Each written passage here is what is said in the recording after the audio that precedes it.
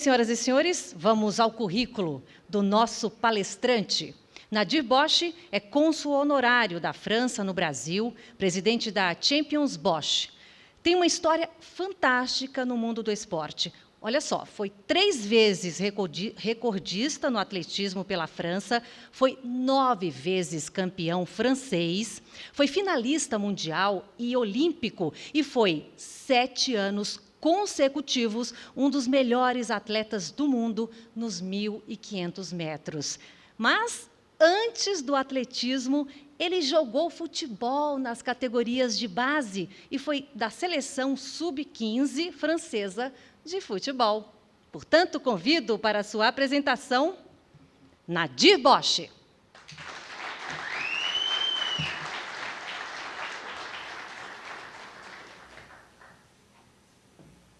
Bom dia. Hakimi of Tunisia, Stancil Germany, Esteves of Spain, Hood of Canada.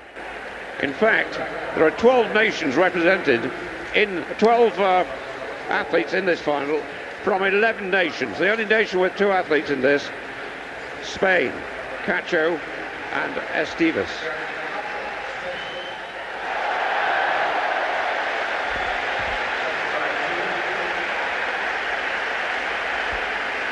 On the inside, Bosch of France. Next to him, Rotich, the Kenyan. The world champion. Eu quis começar com o fim da história. Quando a gente é atleta, nós somos um atleta no final. Esse é o fim.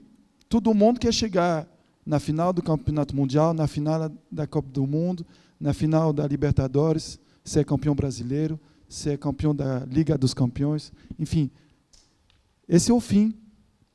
Mas eu começo. Como começa a história de um atleta?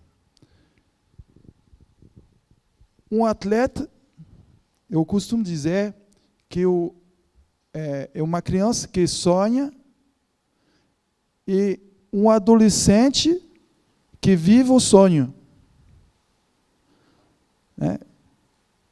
Cuidamos de jogador de futebol, muito poucos, porque se a gente cuida de muitos, eu acho que a gente só trabalha com a base, né? Nosso grupo, a Champions Bosch, decidimos de só trabalhar com a base. E se a gente cuida de muitos, quem tem muitos filhos sabe, é complicado. Então, a gente decidiu de não cuidar de tantos jogadores, mas de cuidar bem. Então, a gente tem jogadores que estão no banco, nas categorias de base de grandes clubes, reserva. E um dia eu cheguei, um menino, o Andrei, depois eu vou contar a história dele, eu cheguei e eu falei para ele, vem cá, você não acha que você é melhor que aquele camisa 9? Ele falou, puxa, Nadir, eu sou muito melhor. Eu falei, mas você está no banco. Pois é, o treinador... Não. Treinador, não. Você tem que entrar e fazer algo diferente. Aí ele me olhou assim, mas como assim? Eu falei, você está sonhando. Você está sonhando de ser jogador de futebol. E eu quero que você viva o sonho de ser jogador de futebol. Mas o problema é que eu quero. Então não vai mudar nada. E você tem que querer. Aí ele me olhou um pouco assim, ele estava meio perdido. Eu falei, não, você tem que entrar e você tem que... Você é camisa 9. Então todo o time está esperando que você mexe com o jogo. Você que tem que resolver. Não é o goleiro. Às vezes é o goleiro. Mas o camisa 9, está todo mundo olhando para ele, por favor, faz um gol, 0-0, um golzinho a gente ganha. Então, sei lá, inventa uma bicicleta na gaveta. Não é bonito uma bicicleta? Aí todo mundo fala, nossa, que jogador. Ele só fez uma bicicleta. Ele continua a ser o mesmo jogador. Então resolve. Ele entrou, virou o jogo, fez 3 gols, ficou titular, foi para a Taça BH. Aqui só tem pessoas que conhecem o futebol, BH é a Copa Sub-17, e foi revelação. Então, nós vemos o fim da história. Um atleta que quer ser... Para ser campeão mundial, tem que chegar até a final. Certo? Então, o objetivo é estar presente o dia de escrever a história. Né? Finalmente, um atleta ele quer escrever a história. E eu tenho muita sorte na minha vida, porque eu cheguei no Brasil, não sabia falar português, não conhecia ninguém. E, como foi dito antes, eu comecei com o futebol. Então, eu vou explicar alguns detalhes de diferença, de visão entre a Europa e o Brasil. Não vou contar a minha história, vou só contar alguma coisa para entender qual seria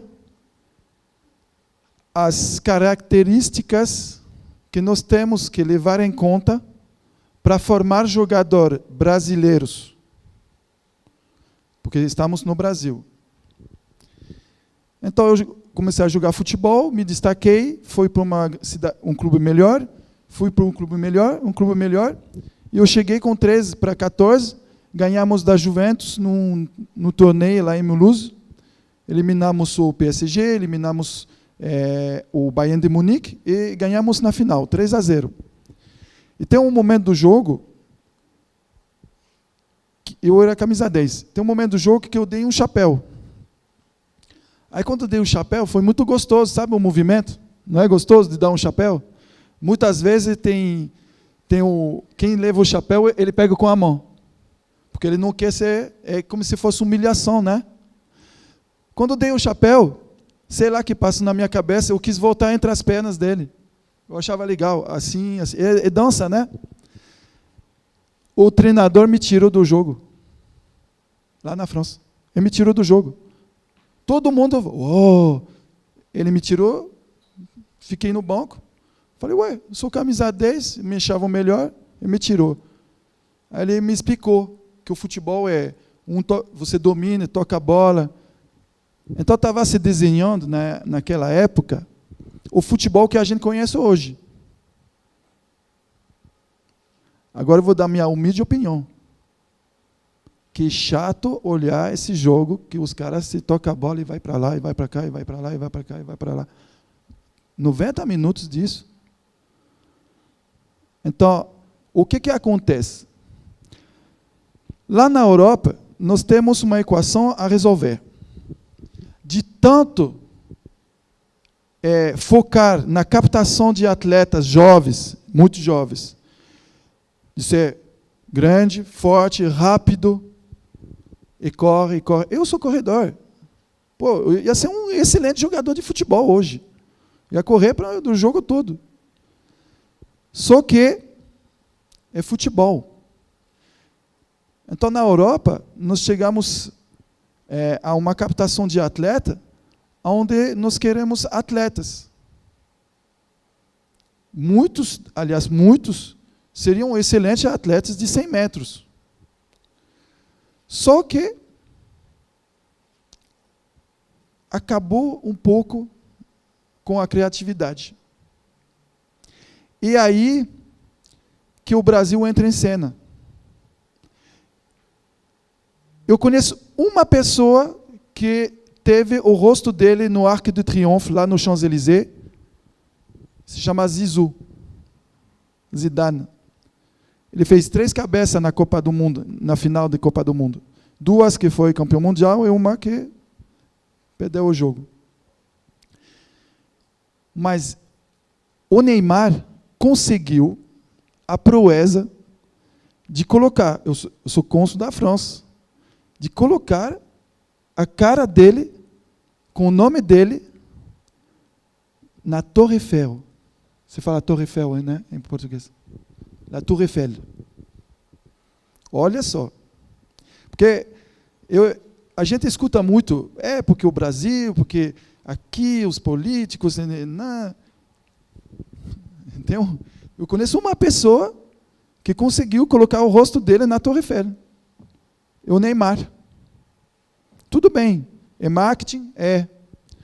Mas ele não colocou o rosto dele por acaso. O que ele faz no Neymar? Ele quebra as linhas, ele dribla, ele inventa, ele cria. Eu estava falando com a menina que fez o freestyle antes, e eu lembrei de quando eu comecei a carreira de futebol, para entrar no clube profissional, nós tínhamos que fazer 150 baixadinha, a gente fala? Baixadinha do pé direito, 150 do pé esquerdo. 300. E não podia tocar o pé no chão. Então, na época a gente fazia isso.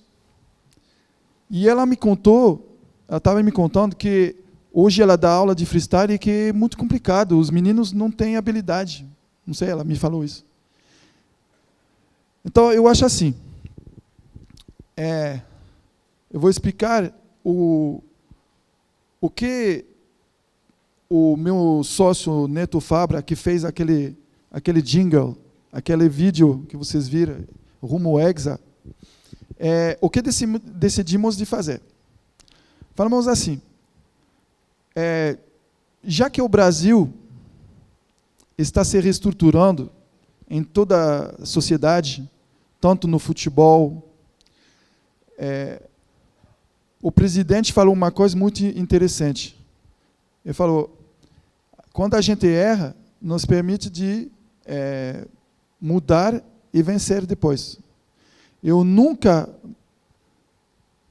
aprendi tanto como na derrota. Porque na derrota, você chega em casa, você não quer falar com ninguém, você fecha a janela, você começa a pensar, o que eu fiz de errado? E quando a gente se coloca em questão, a gente começa a apontar o que foi errado. E aí que começa a vitória. O Brasil, em 2014, viveu um drama.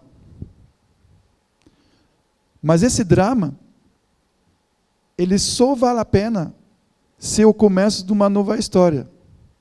O Brasil, hoje, né, a situação do país, ela se fala, seria engraçado se não fosse trágico. Mas é oportunidade de mudanças. E ninguém gosta de novidade, certo? Novidade é uma coisa, não, novidade, por que eu vou mudar?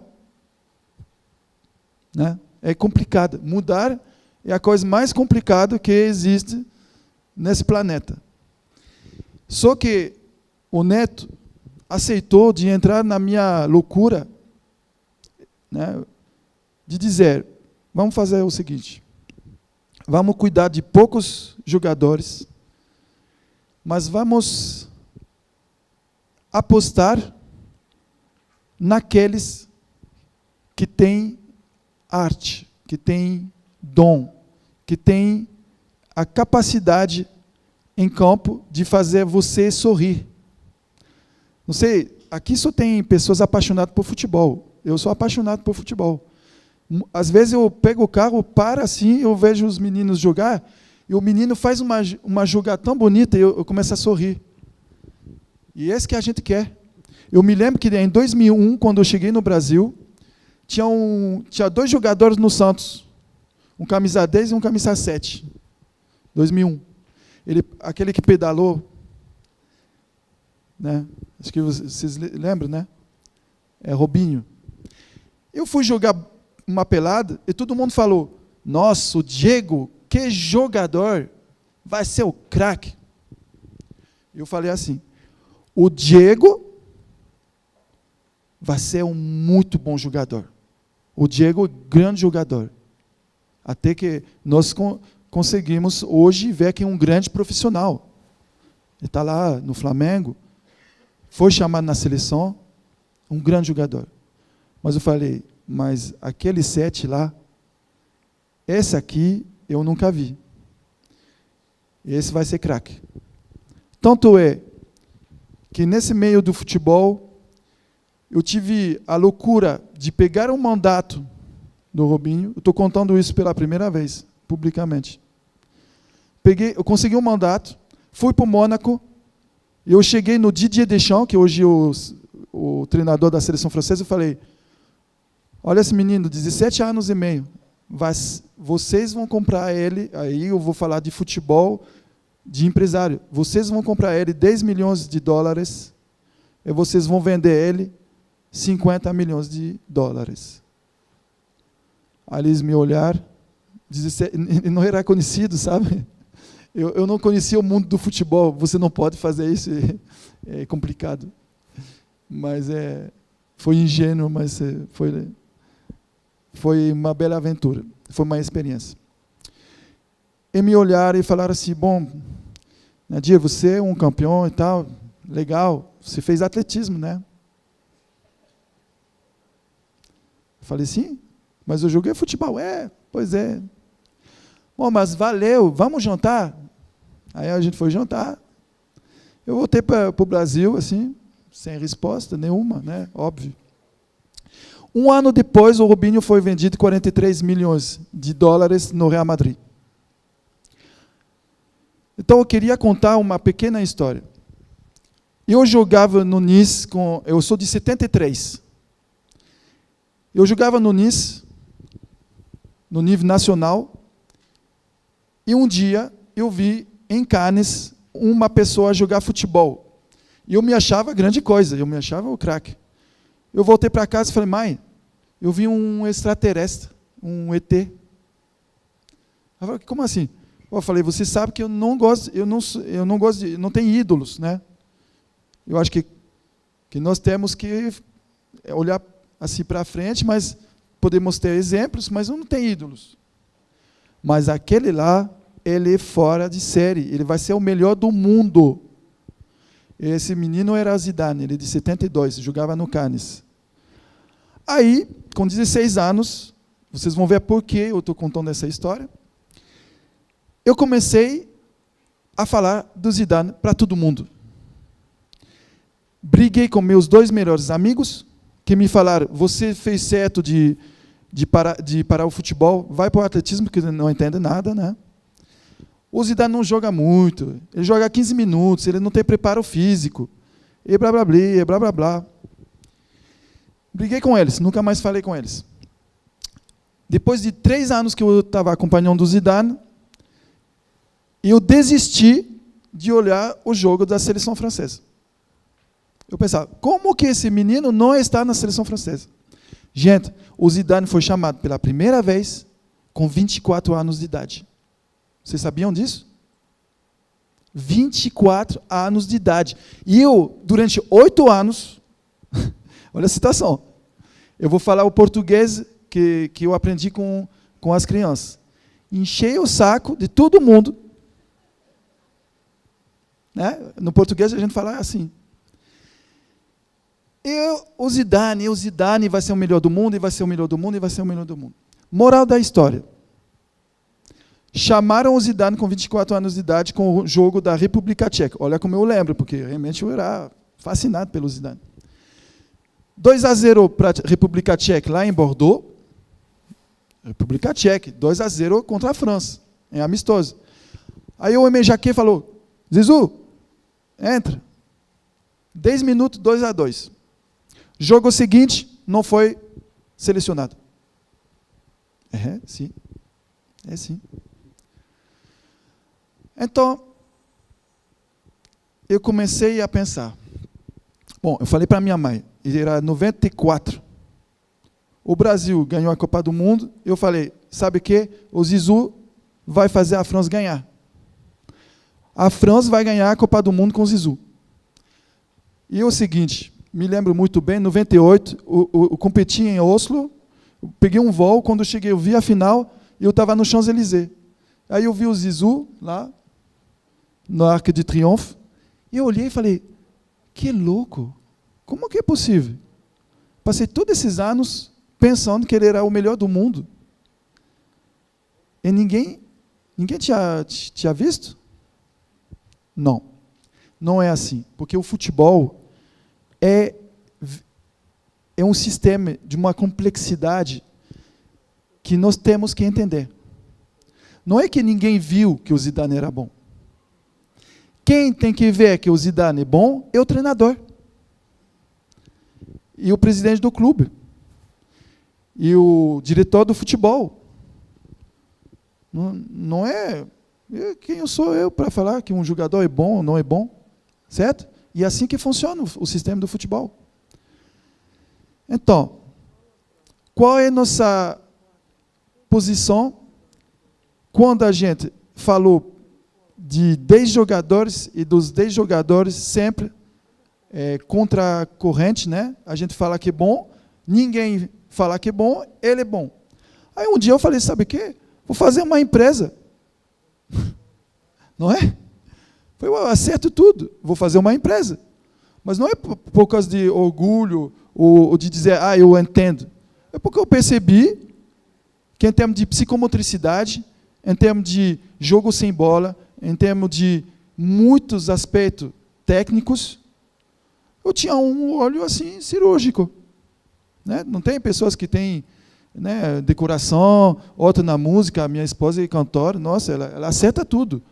A gente foi lá num concerto, ela falou, o violão está desafinado.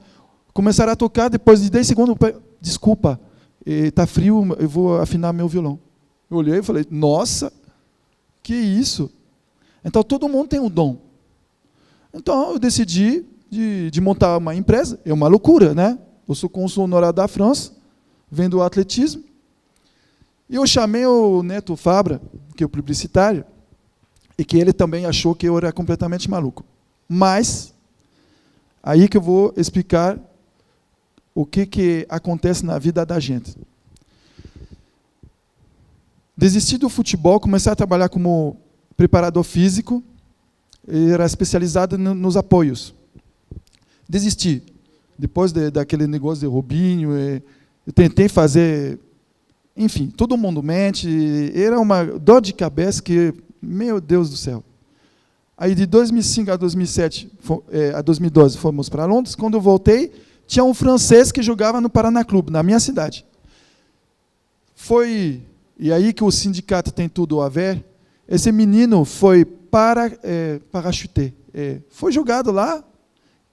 O empresário foi embora, pegou um dinheiro, foi embora, e ele estava sozinho. Não falava português, 18 anos. Fui lá, ajudei. Ele fez uns 5 golzinhos no Paranaense e ajudei ele a ser transferido para a Espanha, porque ele tinha que voltar, ele não se adaptou. Daí, dura 5 minutos, hein? Em 5 minutos eu vou resumir tudo. Daí, o que eu fiz? Eu montei a empresa, eu comprei um carro de 97, 98, carro velho, sabe, lata velha. Eu fui em todas as comunidades de Curitiba. Eu decidi de apostar num jogador, se chama Andrei, que eu estava falando para vocês no começo. Peguei o Andrei, falei, escuta bem, você tem 14 anos e eu vou te ajudar a realizar seu sonho. Ok, ele quer ser jogador, ele só pensa nisso, quer ser profissional, quer ser jogador, quer ser jogador. Falei, mas tem várias regras. Primeiro, você continua a escola. Se você parar a escola, eu não cuido mais de você. Segundo, você tem que fazer um pacto com você mesmo, que você vai treinar, que você vai se dedicar, que você vai ter disciplina, porque sem isso a gente não chega numa final de campeonato mundial, a gente não chega em lugar nenhum, e em todas as áreas da vida.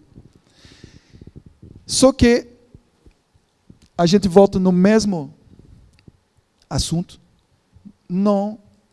Ninguém achou ele bom, sou eu. É a mesma equação. Aí nós montamos um projeto. O que nós temos que fazer no futebol? Nós temos que ter um projeto. Não adianta você cuidar de crianças, porque lembramos que são crianças, né? Não são... a gente escuta produto, né? São seres humanos. Então, o que nós decidimos de fazer é de colocar o humano no ponto central da nossa estratégia. Então, um ser humano, ele vai escutar não, o que ele vai fazer? Ele vai se decepcionar, ele vai abandonar. Aí que nós temos que ajudar. Ajudar a quê? Até a fé. A fé é acreditar que você não pode ver com os olhos, mas com o seu coração. Essa é a fé. Pô, eu tenho fé que você é um grande empresário. Pô, eu não estou vendo. Está entendendo? Estou brincando. Então, o que aconteceu? Ele foi para vários lugares grandes, clubes grandes, eu não vou citar o nome, né, por ética, mas não passou a lugar nenhum. Eu consegui, num torneio, conversar, e ele foi para o Paraná Clube. No Paraná Clube, ele ficou sempre reserva, ninguém olhava para ele. Aí que aconteceu o que eu falei para ele, você tem que viver seu sonho, você não pode só sonhar. Aí ele fez esse jogo, que ele fez 3 gols, em uma bicicleta no último minuto, na gaveta, enfim, foi fantástico. Moral da história, foi para BH, se revelou, assinou profissional. E o diretor do futebol me chamou. Quando eu sentei, ele falou, eu nunca te vi. Falei, ué, por que você... Eu não tenho nada a ver com a história. Mas ele falou, mas eu sei que você trabalhou bem. Eu falei, por quê? Ele falou, porque na BH vem 50 empresários falar com ele, e ele falava, não, quem cuida de mim é o Nadir. Então, o que eu estou explicando aqui? Que hoje nós temos que entender, e eu não sou ninguém, né, na minha humilde opinião, todos nós, como pais, empresário, presidente de sindicato, amigos, todos nós temos que ter uma responsabilidade com o que a gente faz e que a gente fala e que a gente planeja, ok? O que é isso? Por quê? Porque eu já tive pai que me ligaram um domingo à tarde pedindo como que eles podem pegar o dinheiro do filho. A minha parte. Falei, parte de quê? A minha parte, o dinheiro, a minha parte. Falei, mas é o dinheiro do seu filho. Então nós temos que nos conscientizar com isso. Hoje, nós temos que ter consciência, e aí que eu vou falar, eu gostei muito de escutar essa frase, gente que cuida de gente. Então você pergunta para nós, vocês são empresários de futebol? Não. Nós descobrimos talentos. Ponto. O nosso negócio é descobrir talento. A gente tem um instituto, tudo bem, esse é social, esse é outra coisa, é outro assunto. Mas nós descobrimos talentos. O problema é a visão. E eu vou terminar com isso. 3 anos atrás, uma pessoa me ligou, eu estava de férias em Toulouse, na casa da minha mãe, e veio me ver lá no aeroporto. Sentamos, e ele falou para mim, eu estou trabalhando com futebol, sou diretor esportivo de um clube francês, eu quero que você me abra as portas do Brasil, e tal, ali, rarará. Eu falei, ok. E no final da conversa, ele me mostrou um videozinho. Esse é meu sobrinho. Eu olhei e falei, que isso? Falei, é o futuro Cristiano Ronaldo, né? Aí ele riu. Eu falei, não, eu não estou perguntando. Eu estou falando, é o futuro Cristiano Ronaldo. Aí ele falou, não, menos, ele é bom. Eu falei, bom, para mim, ele tem 15 anos, joga nesse nível, que acompanha todos os jogos de base no Brasil, na França, com certeza ele vai ser o novo Cristiano Ronaldo. Aí viemos para cá, trabalhamos 3 anos, hoje somos sócios em alguns projetos, e essa pessoa que vem me ver se chama Pierre Mbappé. Não sei se você já ouviu falar de Mbappé. Ele joga no PSG com Neymar. 18 anos.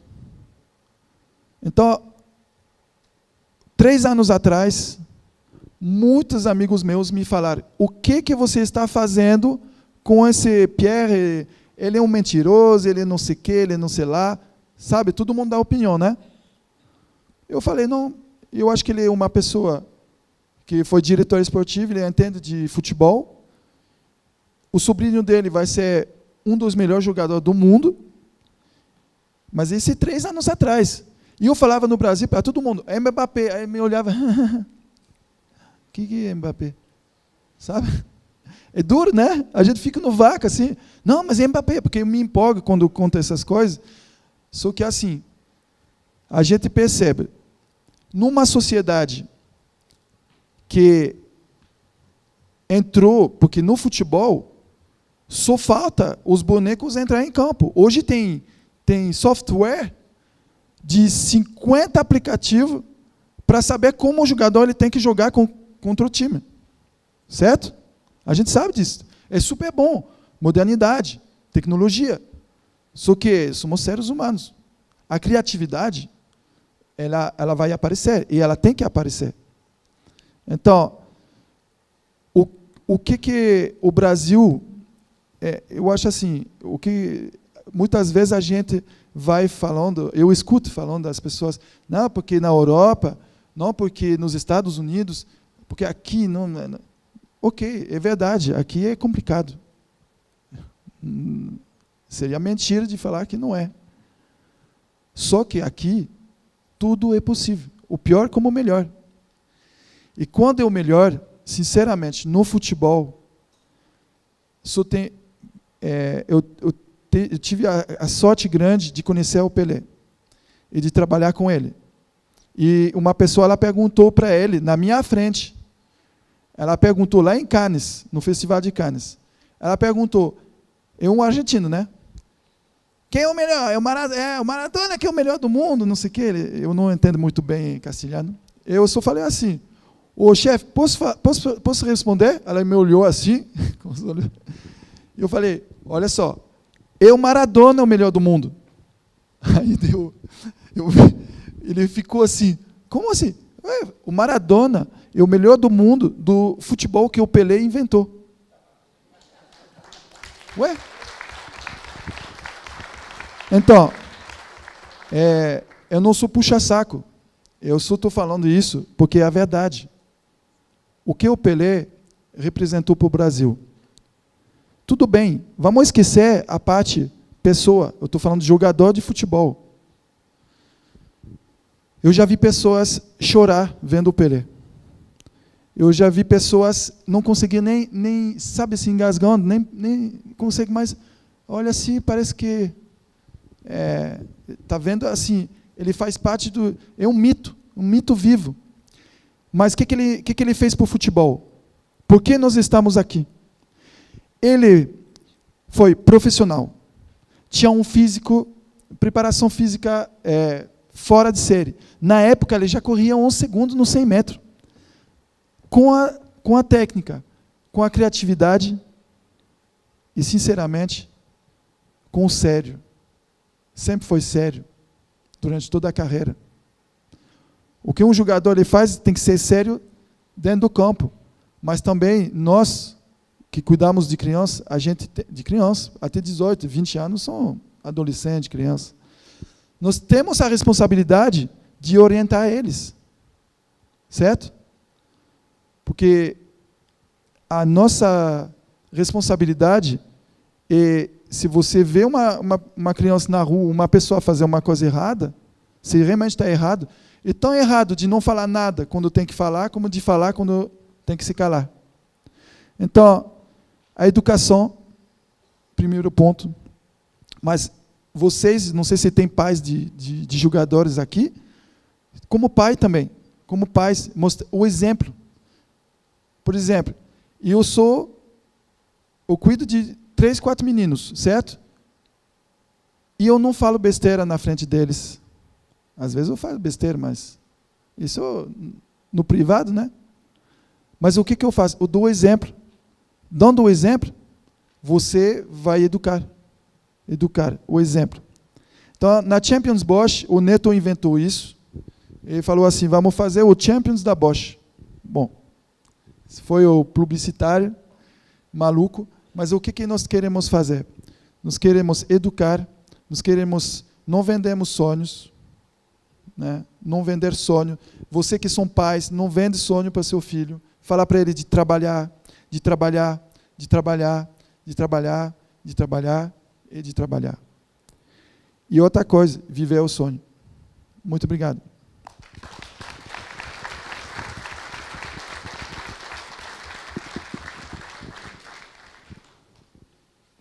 Muito bom, Nadir, obrigado. Pode ficar aí, você fica aí mesmo um pouquinho. A gente está recebendo as perguntas, por favor. As fichas estão com vocês. Nós estamos recebendo aqui, nós temos algumas já. Eu só queria pontuar 1 minuto da sua palestra, muito interessante. A gente sabe que você é um campeão, a sua própria empresa diz isso. E eu pontuei algumas coisinhas rápidas aqui, que a gente...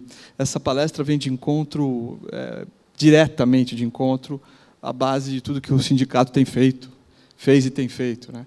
Que é a base, está tudo na base, tanto na escola, quanto nos relacionamentos, quanto no cuidar da criança, cuidar do atleta. Isso acho que é unanimidade de tudo que se pensa hoje, que se precisa hoje, né? Tanto do lado da instituição, quanto do lado do empresário, do clube. Isso é fato, né? Isso é muito interessante. E sonhar, né? Você trabalhar o sonho de uma criança, hoje em dia, não é fácil, porque a criança recebe tanta informação, né? É tanta dispersão, que a criança realmente, para se tornar um campeão, hoje precisa de muito mais do que precisava antigamente. Isso também é outro fato, né? Acho que todo mundo concorda com isso. Bom, eu vou direto às perguntas aqui que eu tenho. Fernando Pérez. Fernanda Pérez, da Federação Paulista de Luta Olímpica. Nadir, qual a dificuldade que você passou como atleta?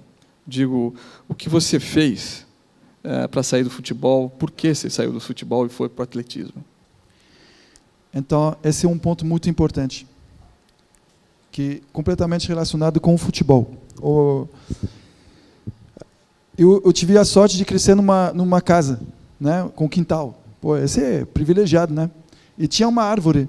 Então eu coloquei a bola aqui, eu medi umas gavetas, uns ângulos assim a 2,45. Eu colocava atrás da árvore e eu chutava a bola para fazer gols. Tanto é que quando cheguei no sub-13, quando tinha uma falta na frente da grande área, os meus colegas, eles gritavam como se fosse pênalti. Porque a bola caía lá. Então o negócio era chutar, né, mirar e fazer o movimento certo, né? Sempre terminar o movimento. É tudo movimento, futebol é movimento, é dança. E aí a bola tinha que cair atrás da árvore. E assim que eu enxergava, o meu treinador enxergava. Só que assim, eu tive um problema. Meu problema é aqui, é o Brasil. O meu grande problema é o Brasil. É o problema da minha vida. Toquei bossa nova por causa da música brasileira. Eu joguei futebol porque, na época, o Platini jogava, mas eu olhava o Zico. No 82, Zico. Para mim, isso mudou minha vida. Zico. O time de 82, gente, foi assim, uma coisa que me fez sonhar de jogar futebol. E aí eu falei, não, eu quero jogar igual a ele. Aí eu comecei a olhar vídeo do Pelé, enfim. Mas tinha o Platini, tinha o Maradona, mas Zico para mim foi fora de série. Zico para mim foi um jogador que, se jogasse hoje, eu queria ver o que iam falar dele. Então esse foi meu grande problema. Eu queria jogar igual um brasileiro. É lá na França. Nadir, solta a bola. Nadir, complicado. Eu imagino. Esse é um problema grave. Mas onde você estava em 98? Eu estava em Paris. E que torcida? É brincadeira, Nadir. Eu nunca pensei uma vez na minha vida que eu ia viver no Brasil, que ia falar português, que ia conhecer o Pelé, que ia falar com vocês aqui, que ia ser cônsul da França, que ia ser campeão. Eu nunca pensei em nada disso. Para mim é tudo novidade. Eu sempre toquei música brasileira, porque eu componho nas minhas horas extra. E música brasileira, nossa, eu escutava Tom Jobim, só aquela primeira nota, já eu sonhava. Então eu decidi de tocar música brasileira, bossa nova, MPB. Eu não sabia falar nada de... Eu fazia um iogurte, sabe? Quando você canta, você... Sabe? É coisa de... Vocês também, franceses. Ou você é francês, ou... Né? Todo mundo faz isso, todo país faz isso. E aí, em 98, eu estava lá no Champs-Élysées e, sinceramente, como tem uma história particular com o Zidane, porque ele nem sabe que eu existo, mas ele tinha 16 anos, eu senti que realmente ele tinha uma energia, uma qualidade que você não encontra em todos os seres humanos. Aliás, olha só, ele se tornou treinador, olha o sucesso que ele tem. Ele é uma pessoa à parte, acho que é uma pessoa à parte, né? Certo? Acho que vocês concordam também. O Zidane é uma pessoa um pouco com uma estrela diferente. Ele mostrou que ele é um ser humano. Aí que nós temos que entender. Eu não vou defender o que ele fez na Copa de 2006, porque para mim é muito ruim. Para mim educar meu menino, para ele não brigar no Sub-17, que deu briga geral Paraná, Atlético Paranaense, eu vou falar para vocês. Eu cheguei e falei, a próxima vez que você briga desse jeito, eu não cuido mais de você, eu vou embora, tchau. Ele pegou o ônibus para voltar para casa. Então a gente tem que educar, certo? Só que o Zidane, nessa hora, ele mostrou que ele é um ser humano. Nunca podemos lembrar como... Eu não vou defender porque todo mundo fala, ganha milhões e tal. Gente, quem gosta de esporte não está nem aí com o dinheiro. O Neymar, ele chorou outra vez. Né? Porque lá no cemitério, o dinheiro não faz diferença, gente. A única certeza que a gente tem é que o cemitério vai chegar, né? Então, nós temos que lembrar que um jogador é um ser humano, certo? Para quem conhece pessoas que ganham muito dinheiro, nós sabemos que a felicidade ela não só pertence no dinheiro, certo? Quando vejo pessoas milionárias que saem de casa com helicóptero e tudo, e que só tem problema na vida, e quando chega na casa dos pais do André, os pais do André, eles vivem numa casa que não tem piso, não tem forro, a janela é uma madeira com um buraquinho. Em Curitiba, quando passa o vento, está frio, hein? E sempre estão felizes. Então, a gente tem que compor com isso. Um jogador de futebol, ele sofre, ele se expõe muito. E nós temos uma responsabilidade de preparar, porque isso não é normal. Ninguém está preparado para a sua vida estar exposta. Olha o que eles estão fazendo com o Neymar. Os jornais da Espanha são tão chateados que deixou o Barcelona, né? Que todo dia estão falando que vai assinar no Real Madrid, que brigou com o treinador, e o menino chorou, porque no final ele é só um jovem de 25 anos, certo? Então nós temos uma grande responsabilidade. Maravilha, Nadir, muito obrigado por sua presença. Muito obrigado. E essa palestra super agradável. Obrigadão, viu? Obrigado. Eu só queria agradecer muito o sindicato que me convidou.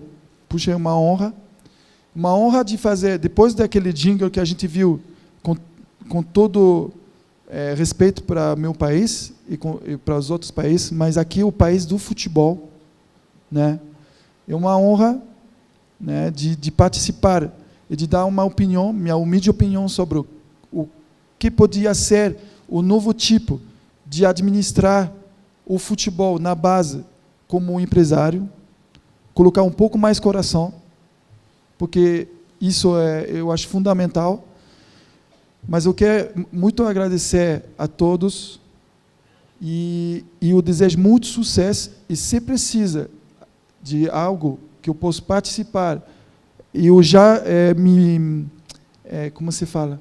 Eu já disse ao presidente que eu vou oferecer uma camisa, uma das primeiras camisas que o Mbappé teve em profissional no Mônaco, para talvez ser vendido no leilão, participar de uma coisa social, que pudesse ajudar o sindicato ou algo que tenha a ver com isso.